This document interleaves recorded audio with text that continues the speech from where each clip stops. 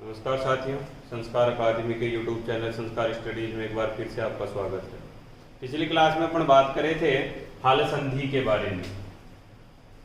मैंने कहा हल संधि के 12-13 भेद होते हैं, जिनमें से अपन ने 2 भेदों के बारे में अध्ययन कर लिया था। एक था अपना इष्टुत्व संधि, दूसरे वाली थी इष्टुत्व संधि। यहां अपन बात करते हैं इष्टुनाष्टु, यहां बात करते हैं इष्टुनाष्टु। बस यही छोटी सी बात का अपन ने अध्ययन किया था। आज नंबर 3 की बात करेंगे, जसत्व संधि। नंबर 3 की बात, ये दोनों योग विशिष्ट संधियां होती है, और आज नंबर 3 की बात करते हैं अपन जसत्व संधि। सबसे पहले अपन देखते हैं जसत्व संधि होती क्या है, कौन सा सूत्र चलता है। नंबर 3 जसत्व संधि। यहां सूत्र है इसका, झलाम जस झसी।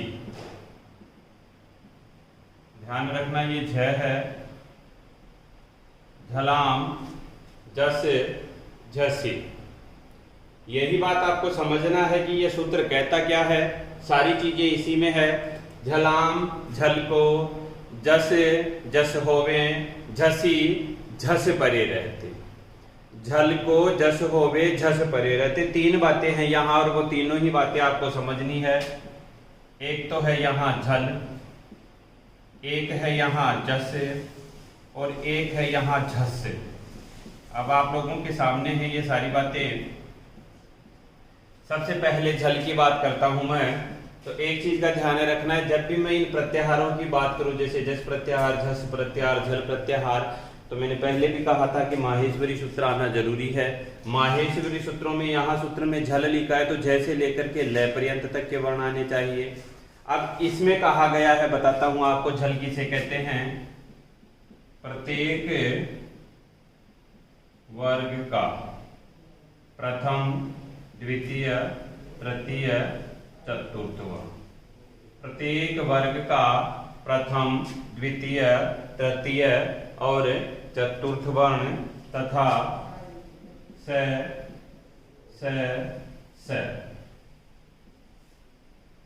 और फिर है भी होता है, स है। कुल मिला के झल किसे कहते हैं। प्रत्येक वर्ग का पहला, दूसरा, तीसरा, चौथा वर्ण और श है, इन्हीं को कहते हैं झल वर्ण। क्योंकि अपन जब इनको निकालेंगे ना, जैसे माहेश्वरी सूत्र में क्या करते हैं, व्यंजन देख लेते हैं, है य ब र लन, फिर है झ भ य। अब यहां देखना, अब झ से स्टार्ट होता है कार्य, झ से ही स्टार्ट हो। यहां पर अपन देखते हैं कि झ से स्टार्ट करना है और लय पर्यंत तक को अपने को चलना है, झपय।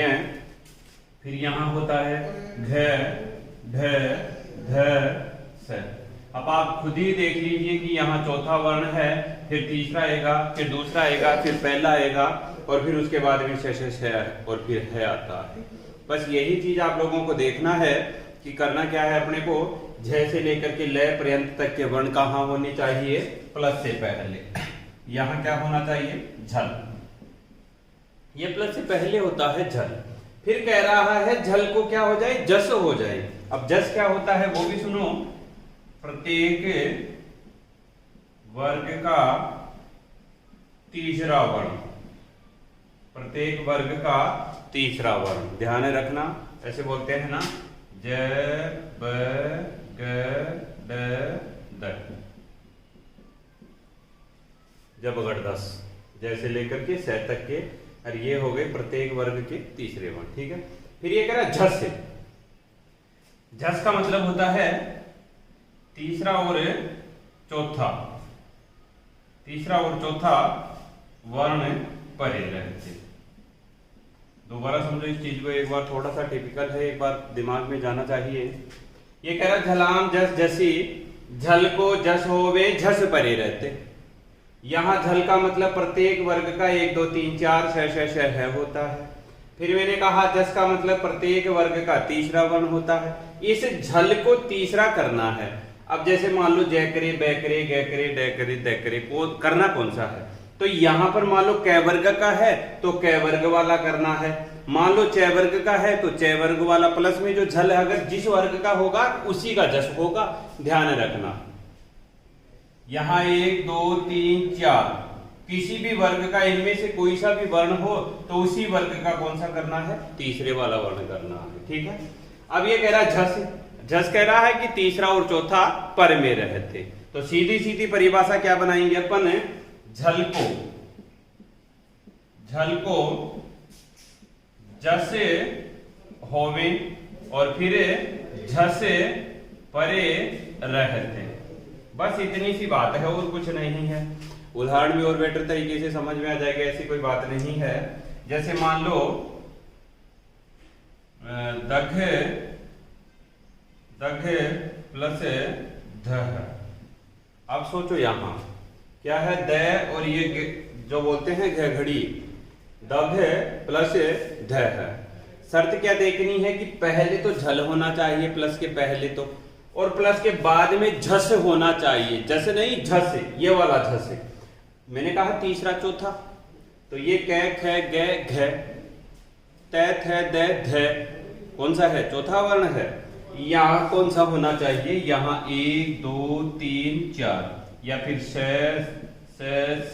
है, इनमें से कोई सा हो, कोई बात नहीं है। यहां पर ये जो झल है और ये झस है, इसकी वजह से इस झल को क्या करना है अपने को? इसको जस करना है। जस का मतलब ये रहा उसी वर्ग का तीसरा। अब यहां देखो कि ये जो घ घड़ी है, क ख ग घ घड़ी है, ये कौन से का है? कै वर्ग का। अब कै वर्ग का तीसरा वर्ण कौन सा आता है? वो आता है ग। अब यहां पर करना है अपने को ग, और ग करेंगे तो ये हो गया दग प्लस ध, और जब जोड़ेंगे तो इनको क्या होगा? दग्धा। क्या होगा? दग्धा। ऐसे ध्यान रखना है इस बात का। जैसे नेक्स्ट उदाहरण बताता हूं। जैसे दूसरा है बुध प्लस धी, सॉरी बुध प्लस धी। अब पहली बात तो यही है कि यहां तो क्या होना चाहिए? झल। झल का मतलब किसी भी वर्ग का पहला दूसरा तीसरा चौथा हो। तो यहां कौन सा है बताओ? त थ द ध चौथा वर्ण है। ये पहली शर्त पूरी। पर में तीसरा और चौथा होना चाहिए, ये भी ध ही है तो ये भी निश्चित रूप से चौथा ही है। दोनों शर्तें पूरी हो गई। अब इस झल को क्या करना है? जस करना है। अब जस क्या होगा? कौन सा? तय वर्ग का है ना। किसका है? तय वर्ग का। तो तय वर्ग का देखो त थ द ध न, कौन सा वर्ण? तीसरे वाला होना चाहिए। तीसरे वाला होगा तो यहाँ क्या करेंगे? ये रहा बुध और ये रहा धी। अब यहाँ पर द और ध आपस में संयुक्त भी होता है, संयुक्त भी होता है, चाहे इसे अलग भी लिख लो कोई बात नहीं। तो इसका एक रूप बनाएंगे तो ये हो गया बुद्धि। क्या हो गया? बुद्धि। बस यही ध्यान रखना है। जैसे मान लो सिद्ध प्लस धी, सिद्ध प्लस धी। यहाँ चौथा हो सकता है, दोनों चौथे चौथे हो सकते हैं, क्योंकि मैंने कहा 1 2 3 4 में से कोई सा भी हो, यहाँ 3 4 में से कोई सा भी हो। अब संयोग से दोनों ही चौथे हैं, कोई बात नहीं। और यहाँ पर ध को क्या करना है? ये तय वर्ग का ध चौथा है, उसी का तीसरा करना है। अब तीसरा करना है तो ये रहा सिद्ध और ये रहा धी, और क्या बना? सिद्धि। क्या रूप बना? सिद्धि। यहां तक कोई प्रॉब्लम नहीं है कि ऐसे मानो प्लस से पहले 1 2 3 4 हो, उनको तीसरा करना है। जिस वर्ग के 1 2 3 4 हो उसी का तीसरा कर दो बस। और बाद वाली शर्त क्या है? उससे पर में तीसरा और चौथा होना चाहिए। सूत्र एक बार समझ में आ गया तो निश्चित रूप से कार्य करेंगे ही करेंगे। क्या कह रहा है? झलाम यानी झल को, जस यानी जस, झस यानी झस परे रहते। झल को जस होवे, झस परे रहते। झल के लिए 1 2 3 4 6 6। झस के लिए तीसरा वर्ण प्रत्येक वर्ग का, और झस के लिए तीसरा और चौथा वर्ण। बस यही ध्यान रखना है। मैंने इसीलिए कहा था माहेश्वरी सूत्रों को अच्छे से तैयार कर लेना, क्योंकि सारी चीजें वहीं से निकलती है, उन्हीं में से आता है सब कुछ जो भी है। यहां पर जैसे मान लो कोई हो, ऐसे आ जाए कोई उदाहरण है, त्विश प्लस भी, त्विश प्लस भी। मैंने क्या कहा था कि यहाँ किसी भी वर्ग का पहला दूसरा तीसरा चौथा वर्ण हो, यहाँ पर तीसरा चौथा हो, ये तो रही तीसरा और चौथा, यहाँ 1 2 3 और 4, और या फिर हो से, बस यही तो थी बात अपनी। तो यहाँ खुद ही देख लो, यहाँ क्या आ गया, से आ गया। लेकिन कंफ्यूज है कि अब कौन से वर्ग का कौन सा करें। तो यहाँ पर मैंने आप लोगों को एक उच्चारण स्थान बताया था, और उस उच्चारण स्थान में ऐसे कहा था ऋतु रसाणाम मूर्धा, ऋतु रसाणाम मूर्धा। जब भी अगर किसी से को वर्ग के साथ लेना हो तो उच्चारण स्थान वाले सूत्र देखिए आप।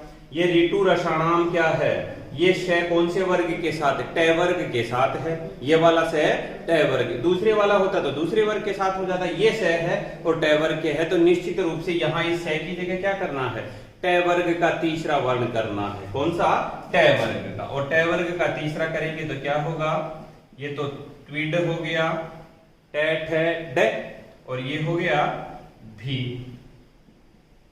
और सबको मिलाएंगे तो क्या होगा, ट्विड भी। क्या होगा, ट्विड भी। ध्यान रखना है, ट्विड भी। जैसे मान लो ट्विड, ट्विश भ्याम, ट्विश प्लस भ्याम, ऐसे वाला उदाहरण हो तो भी वही बात है, क्योंकि पर में तीसरा चौथा होना चाहिए। और ये से शर्त में मैंने बताया कि झल में से भी होता है। अब ये वही मूर्धन्य से है, तो मतलब कौन से वर्ग का करना है, जिस वर्ग के उच्चारण स्थान में जिस सूत्र के साथ जो से लगा हो वही वर्ग काम करेगा। यहाँ से में कौन सा होगा, ट वर्ग, और ट वर्ग का तीसरा वही ड होगा। ड होती क्या होगा, ट्विड भ्याम।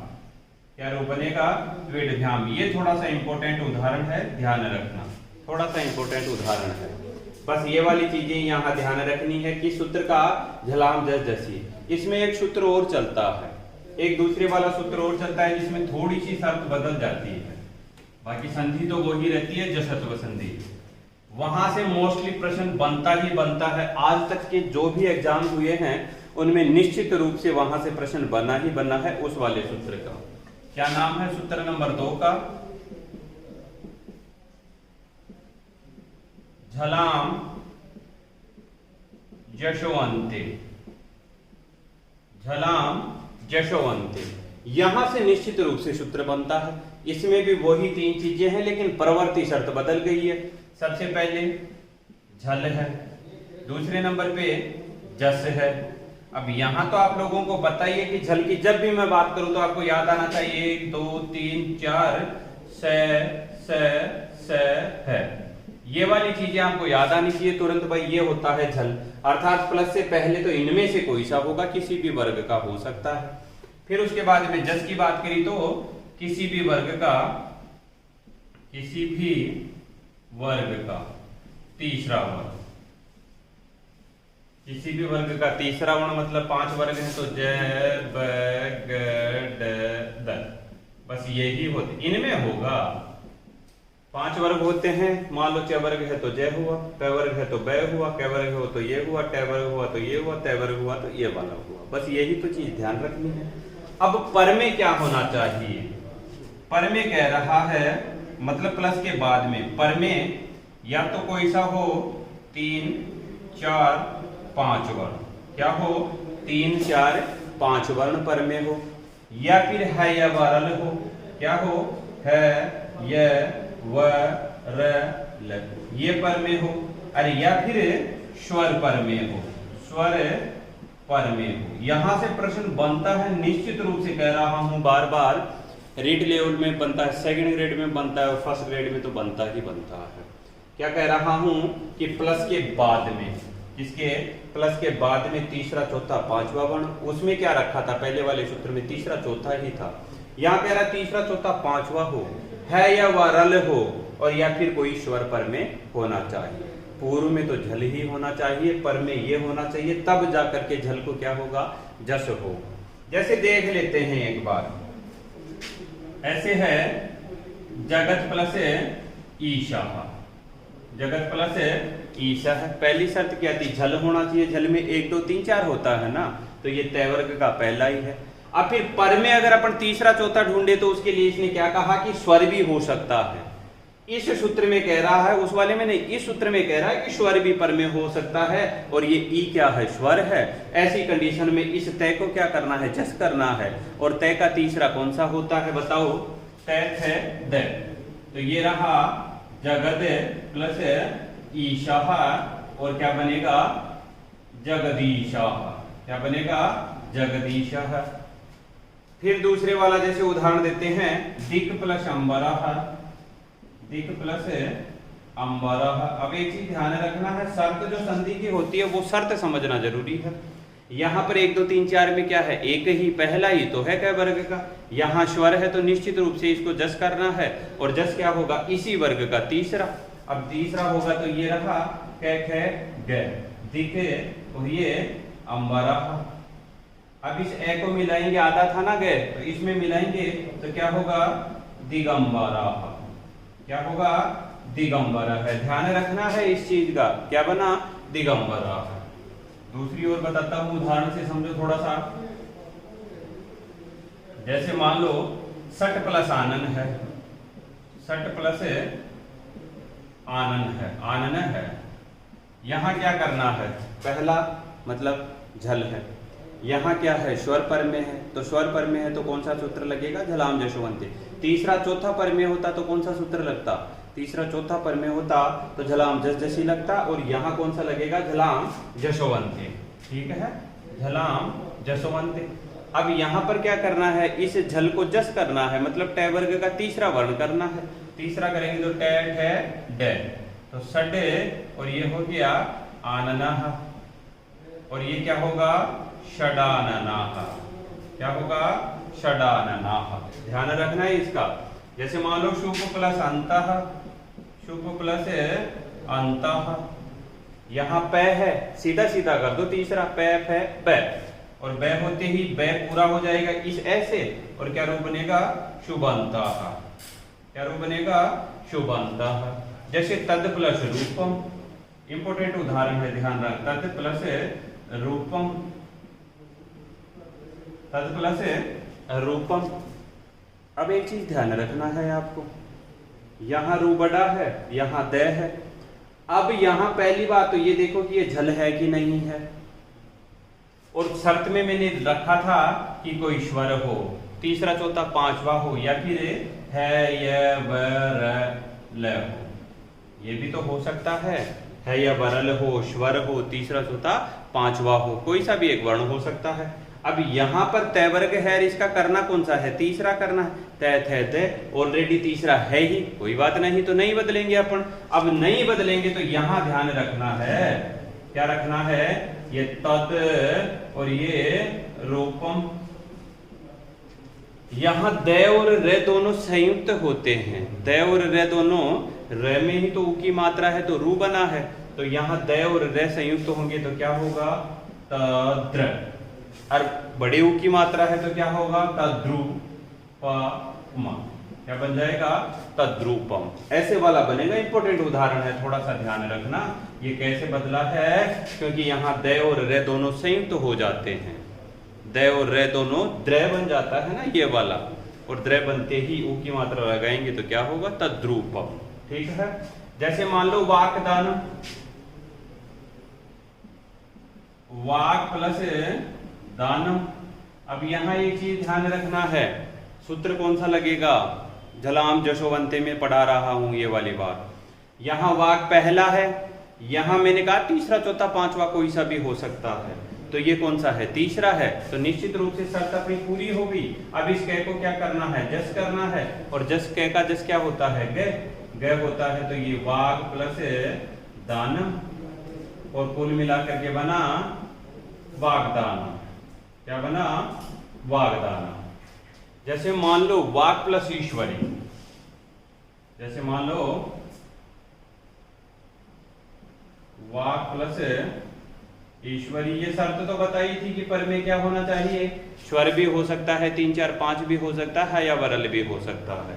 यहाँ पहला दूसरा तीसरा चौथा हो, सह हो, ठीक है। यहाँ पर इसको क्या करना है, गय बनाना है, और गय बनाते ही ई की मात्रा लगा के रूप बनाना है वागीश्वरी। क्या बनाना है, वागीश्वरी। यही बात ध्यान रखना है आप लोगों को। फिर है अच आदि, अच प्लस आदि। यहाँ जो च है इसका डायरेक्ट अपन बदल देते हैं, च को क्या करना है, जय करना है, और जय में आ की मात्रा मिलाएंगे तो क्या होगा, आजादी। यही है कौन सी संधि, जसत्व संधि। एक दो बार वीडियो देखोगे आराम से समझ में आ जाएगी। फिर भी अगर किसी की समस्या हो कमेंट बॉक्स में लिख करके पूछ सकते हो। धन्यवाद।